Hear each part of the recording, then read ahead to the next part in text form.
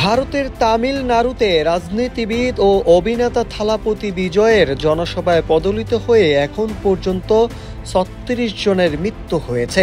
আহত হয়েছেন অর্ধশতাধিক মানুষ। নিহতদের মধ্যে নারী ও শিশু রয়েছে। তবে মৃত্যুর সংখ্যা বাড়বে বলে আশঙ্কা করা হচ্ছে। ভারতীয় সংবাদ মাধ্যম এনডিটিভি জানিয়েছে, দুর্ঘটনার মুহূর্তে প্রচণ্ড ধাক্কায় কয়েকজন নিচে পড়ে পদলিত হন। বাঁচার চেষ্টা অনেকে একে অপরের উপর উঠতে থাকায় নিচের মানুষ আরও চাপা পড়ে যায়।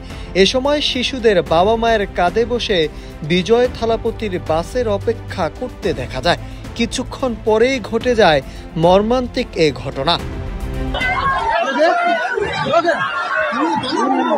ওয়ালটন এখন দেশের সীমানা পেরিয়ে পৌঁছে গিয়েছে 50টিরও বেশি দেশে। ওয়ালটন, ঘরে ঘরে বিশ্বজুড়ে। এদিকে সমাবেশে প্রাণহানির ঘটনার পর সামাজিক যোগাযোগ মাধ্যম এক্সে দেওয়া এক বার্তায় নিজের প্রতিক্রিয়া জানিয়েছেন থালাপতি বিজয়। তিনি বলেন, আমার হৃদয় ভেঙে গেছে। ভাষায় প্রকাশের অতীত যন্ত্রণা ও শোকে কাতর আমি। কারুরে প্রাণ হারানো আমার প্রিয় ভাই বোনদের পরিবারের প্রতি গভীর সমবেদনা জানাচ্ছি। যারা হাসপাতালে চিকিৎসাধীন আছেন তাদের দ্রুত সুস্থতা কামনা করছি।